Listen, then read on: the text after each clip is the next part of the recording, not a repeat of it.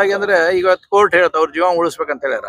ಉಳಿಸ್ಬೇಕಂದ್ರೆ ಬಲವಂತಾಗಿ ಎತ್ಕೊಂಡು ಹೋಗ್ಬೇಕು, ಏನು ಬರಬ ಅಂತ ಕೈ ಮೇಲೆ ಹೆಗಲ ಮೇಲೆ ಕೈ ಹಾಕೊಂಡು ಹೋಗ್ಬೇಕು. 10 ವರ್ಷಗಳಲ್ಲಿ 81 ಪೇಪರ್ಗಳು ಲೀಕ್ ಆಗಿದೆ. ನೋಡಿ ಕರ್ನಾಟಕದಲ್ಲಿ ಎಷ್ಟು ಲೀಕ್ ಆಗ್ಯಾವ. ನೌಕರಿ ಮಾಡೋರ್ ಸತ್ಯಕ್ಕೆ ಆಗ್ಲಾರದಷ್ಟು ಪರಿಸ್ಥಿತಿ ಇಲ್ಲಿ ಆಗೈತಿ. ಇವತ್ತು ನೀಟು ಆಗಿತ್ತು, ಆಕ್ಷನ್ ಆಯ್ತು ಇಲ್ಲೋ? ಇಮ್ಮಿಡಿಯೇಟ್ ಆಕ್ಷನ್ ಆಯ್ತಿಲ್ಲೋ? CBI ಎನ್ಕ್ವೈರಿ ಆಯ್ತು, ಯಾರ್ಯಾರು ಅದ್ರಾಗ ಇನ್ವಾಲ್ವ್ಮೆಂಟ್ ಇದ್ದಾರೋ ಅವ್ರನ್ನೆಲ್ಲ ಒಳಗೆ ಹಾಕುವಂತ ಕೆಲಸ ಆಯ್ತು. ಅದಕ್ಕೆ ಯಾವ್ದು ಕ್ಷಮೆ ಇಲ್ಲ ಅಂತಕ್ಕಂಥ ಸಂದೇಶವನ್ನ ಕೇಂದ್ರ ಸರ್ಕಾರ ಕಳಿಸ್ತು. ಅಲ್ಲಿಗೆ ಮುಗಿದೋಗೈತಿ. ಪರೀಕ್ಷೆ ಆಯ್ತು, ರಿಸಲ್ಟ್ ಬಂತು. ಕರ್ನಾಟಕದಿಂದ ಹಿಡಿದು ದೇಶದಿಂದ ಒಳ್ಳೆ ರಿಸಲ್ಟ್ ಗಳನ್ನು ಕೂಡ ಪಡ್ಕೊಂಡಿದ್ದಾರೆ. ಇದನ್ನ ಒಂದು ಅಸ್ತ್ರವನ್ನ ಮಾಡ್ಕೊಂಡು ಕಾಕ್ರೋಚ್ ನೋಡಿ, ಈ ರೀತಿಯಾಗಿರ್ತಕ್ಕಂತ ಕೆಲ್ಸಕ್ಕೆ ಬಾರದ ಪಾರ್ಟಿಗಳು ಬಹಳಷ್ಟು ಬರ್ತಾವ. ದೇಶವನ್ನ ಮುನ್ನಡೆಸಬೇಕಾಗಿದ್ದು, ದೇಶಕ್ಕೆ ಮುನ್ನಡೆಸತಕ್ಕಂತ ಸಂದರ್ಭದಲ್ಲಿ ಸಹಕಾರ ಕೊಡಬೇಕಾಗಿದ್ದು ಈ ರಾಜ್ಯದ, ಈ ದೇಶದ ನಾಗರಿಕರ ಕರ್ತವ್ಯ ಆಗೈತಿ. ಇವು ಅಡ್ಡದಾರಿ ಹಿಡ್ಕೊಂಡು ಬರ್ತಕ್ಕಂಥ ಬಹಳಷ್ಟು ಪಾರ್ಟಿ ಅದಾವ. ಇವೆಲ್ಲ ಒಂದು ಬೇರೆ ಬೇರೆ, ಒಂದು ಮುಖವಾಡ ಮುಂದೆ ಬೇರೆ ಇರುತ್ತೆ. ಓಲ್ಡ್ ಬಾಟಲ್ ಇನ್ ನ್ಯೂ ವೈನ್ ಅಂತೇನೆ ಹೇಳ್ತಾರಲ್ಲ, ಹಂಗಿವೆಲ್ಲ ಇವು. ಒಂದು ಮುಗಿದ ಕೂಡ ಇನ್ನೊಂದು ಬರ್ತಾವ ಹೊಳ್ಳಿ ವಾಪಸ್. ಇವಕ್ಕೆ ಯಾಕೋ ತಲೆ ಕಟ್ಸೋಂತ ಅವಶ್ಯಕತೆ. ಬರಗಾಲದ ಒಂದು ಛಾಯೆ ನೋಡ್ತಾ ಇದೆ. ನೋಡಿ, ಬರಗಾಲದ ಛಾಯೆ 100% ಮಾಡೈತಿ. ಈಗಿರ್ತಕ್ಕಂಥ ಎಸ್ಟಿಮೇಟೆಡ್ ಪ್ರಕಾರ ಅರೌಂಡ್ 40% ಮಳೆ ಕಮ್ಮಿ ಆಗ್ತೈತೆ ಅಂತಕ್ಕಂಥ ಮಾಹಿತಿ ಕೇಂದ್ರ ಮತ್ತು ರಾಜ್ಯದಿಂದ ಬಂದೈತಿ.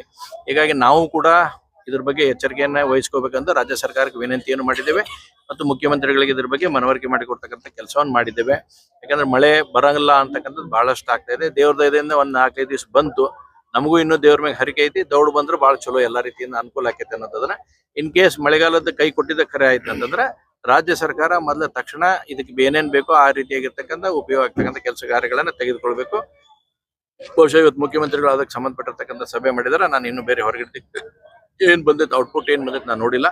ಅದ್ರ ಬಂದ ಮೇಲೆ ಕೂಡ ರಾಜ್ಯ ಸರ್ಕಾರ ಫಸ್ಟ್ ಇದಕ್ಕೆ ಇನಿಷಿಯೇಷನ್ ಮಾಡ್ಬೇಕು, ನಂತರ ಕೇಂದ್ರ ಸರ್ಕಾರ ಬಂದ ಬರುತ್ತೆ. ಯಾಕಂದ್ರೆ 5% 6% ಮಳೆ ಕಮ್ಮಿ ಆದಾಗನ ದೊಡ್ಡದು ಹಾಹಾಕಾರ ಹೇಳ್ತೈತಿ. ದೇಶದಾಗ ಬಹಳ ದೊಡ್ಡ ಪ್ರಮಾಣದಲ್ಲಿ ಹಾಹಾಕಾರ ಆಗಿದೆ.